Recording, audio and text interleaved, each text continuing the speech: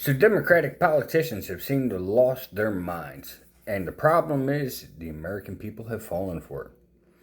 Let's start off with the government shutdown. The government shutdown, the Democratic politicians told you was all the Republicans' fault. Until after the election. Once the elections happened and Democratic politicians got into key positions like New York's mayor, Mr. Mamdani, then all of a sudden Democrats were able to vote for a continuing resolution to be able to keep the government open. They didn't get a single thing that they said that they wanted to be able to continue on all the Affordable Care Act subsidies that the American people needed so badly, and it was the only reason that they shut down the government for. But now that the elections are over and key politicians are in place, we can vote to reopen the government. Not gaining anything that we said that we wanted during this whole time, but we're hoping the American people are too stupid to realize that they just been played, and they were played big time. And then players like Mr. Mamdani get voted into New York on the socialist platform that everything is free. Until now. Because he's started asking for donations to be able to continue running his transition for power in New York. But let me ask this question. He is a socialist, he is a communist, but above all things, he is a Muslim. And what do Muslims hate more than anything else? Drum roll says, Christianity. Now, New York just put up their tree for Christmas in Rockefeller Center. Let me ask you this question. Is a Muslim mayor going to hold up that tradition and put up a Christmas tree next year? That's going to be a hard pass and probably a big no. But remember, New York, you voted for this. You voted for free everything. Everything was supposed to be free, but he's already asking you for more money. He's already saying that he's going to disobey the governor of New York. He's going to disobey the federal government, and he's going to impose taxes that he feels need to be implemented because you owe him more money from your hard income. New Yorkers are already paying 50% of their income to the government to be able to live in New York for the privilege of getting jacked up by the government. Ronald Reagan said it best when he said the 9 most dangerous words are, I'm from the government and I'm here to help. So the government is now imposing everything that they can upon you, and you voted for it. Why? Because you thought free stuff would be better. But the problem is free stuff is not free when it comes from the government, because it comes from the taxpayers. It comes from the people that are voting for this.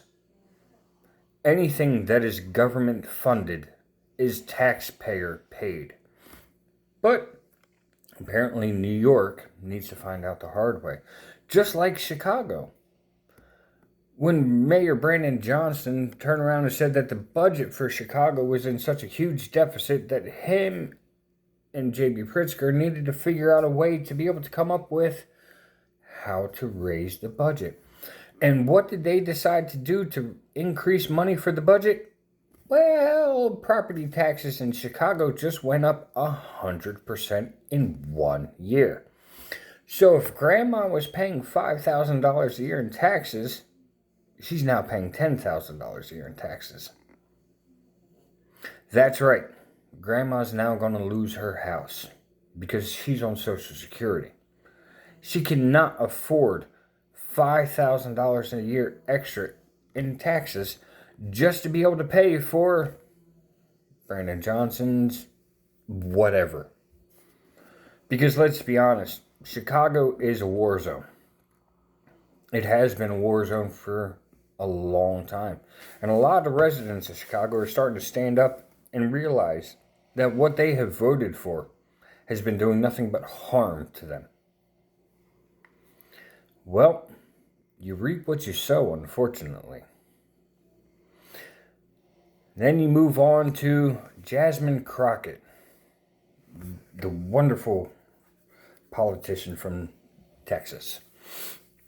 how that woman ever got voted in. I think Texas is still trying to figure out that problem.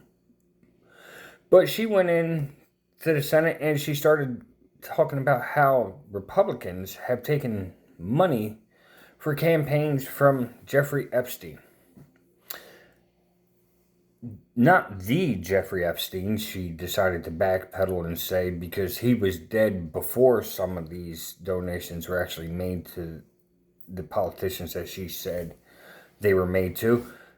A doctor from New Jersey named Dr. Jeffrey Epstein donated to some Republicans, but she failed to mention that on the floor when she sat there and listed off all the names of the Republicans that she named that took donations from Mr. Epstein. But she failed to mention while she was on the floor slandering people's names and their campaign contributions that this was a different Jeffrey Epstein, which, when questioned about it, she decided to backpedal and say, well, it was a Jeffrey Epstein, not the Jeffrey Epstein, that Democrats are going so crazy over Donald Trump's name in these emails. Even though the victim that is being named here, or name redacted because Democrats want to try to play this one like this, said that Donald Trump was not an instigator, was not a perpetrator, was not anything short of a person who was just there. And we all know for a fact that Donald Trump threw Jeffrey Epstein out of Mar-a-Lago because he said he was creepy. There was a bad vibe about this dude. But yet, Bill Clinton is in a portrait that was in Jeffrey Epstein's island in a dress, acting like a little girl. And there are victims that have come forward that said Clinton, both Hillary and Bill, were on Epstein's island and would hunt humans on the island. And depending on which one caught you, depended on which punishment you would get. If Bill caught you, then you were his slave for the evening.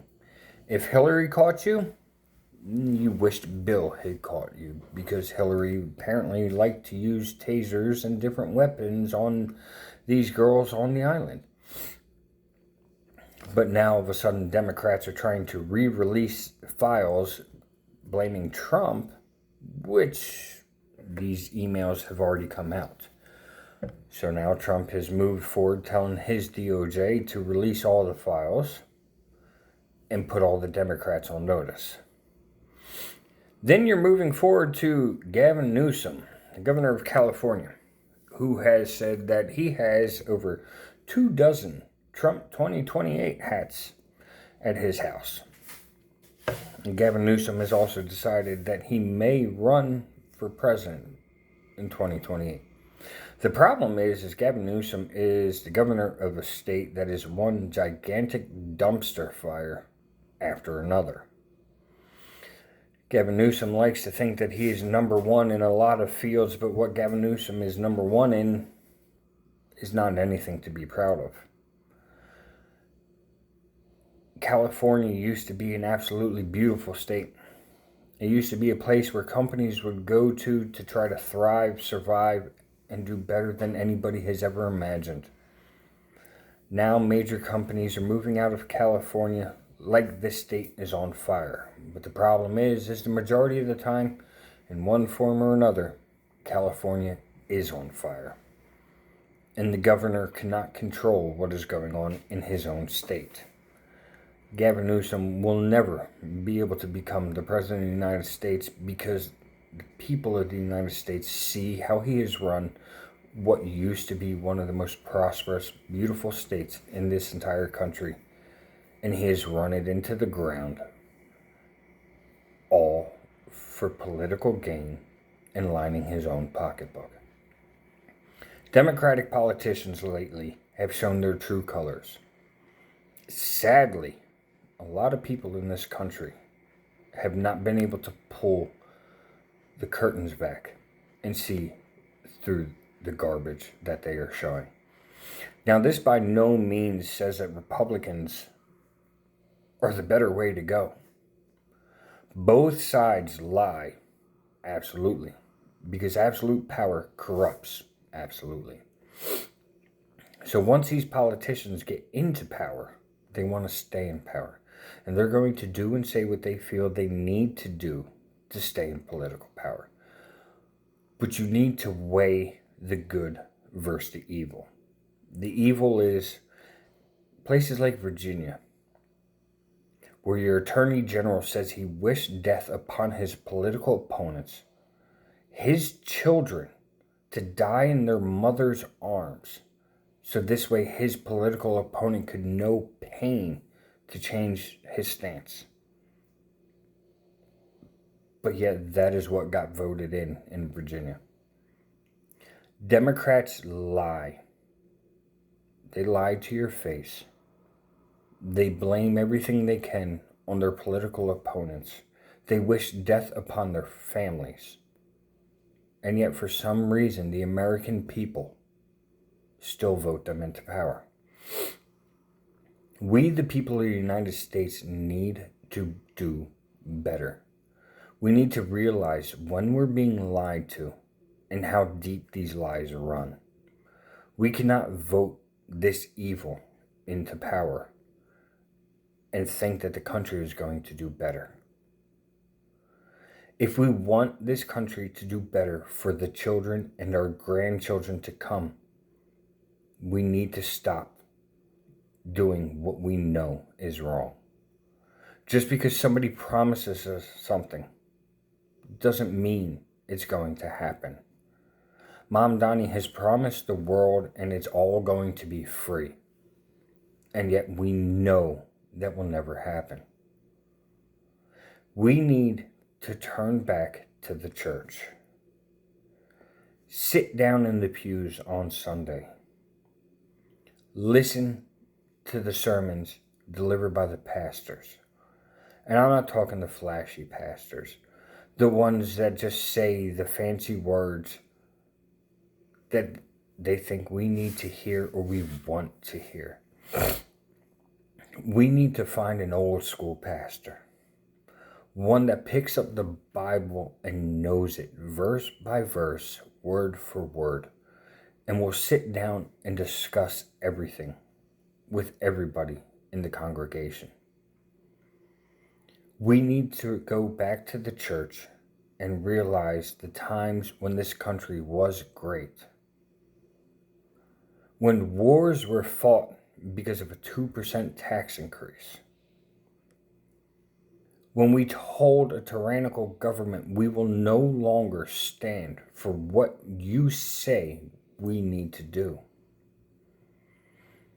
Our government, both sides, have taken so much control over what we, the people, decide and do.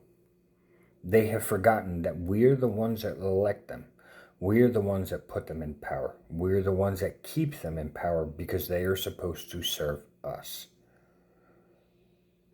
They are of the people, by the people, for the people. And if they do not serve what we want them to serve, then we, the people, need to remove them and be done with them.